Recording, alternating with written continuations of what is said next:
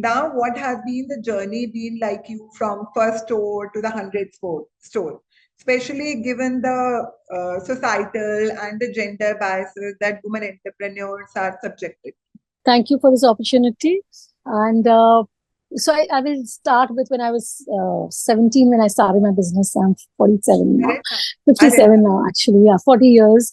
And I started by failing in college and starting my business because I was like, how can I be a failure? I'm not a duffer. And just wanting to prove to myself that it can't be, this can't have happened to me. And I really worked really hard, and I started with the basic things. I think all designers start with exhibitions, and then I got one store after another, chain of stores, Regal, etc. But it was only about, I think 12, 13 years later where I was going to have my first child, my only child, first child. And I remember, so that was a time when I had a program which my husband conducts, which is a business program. And, you write down all your visions and everything. And there somewhere it came out from me that, I wanted to have my own store and not be a karkhanedar, in my words. So, and I think the power of the program was so pushy that I went ahead and did it. How, even though, logically that how can it happen? I'm a nuclear family. The closest store is Atria because I was staying at Shivaji Park there. And, the store that I wanted to do was Malad, which, with a nuclear family, with a 1-year-old baby, you can't be traveling 1.5 hours one way. And, you'll have multiple visits because it's your first store that I was doing. And how big was the team when you started it?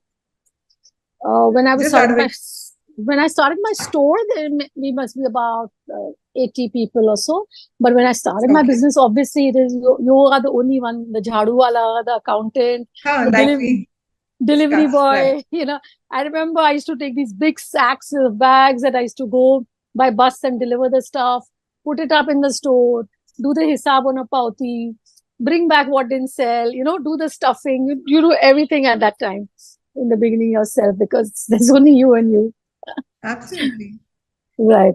And then I think when I opened my first store is where we realized that we became a brand, and that was a big milestone for me.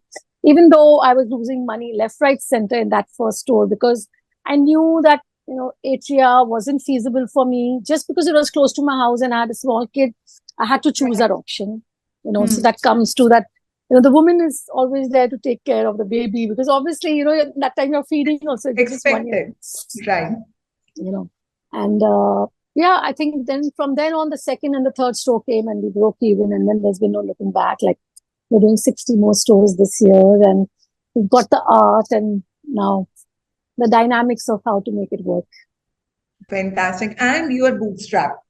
Yeah. There is no equity investor till now. Fantastic. It's actually a fantastic journey.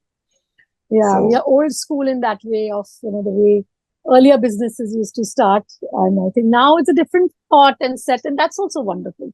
Each to their own, actually.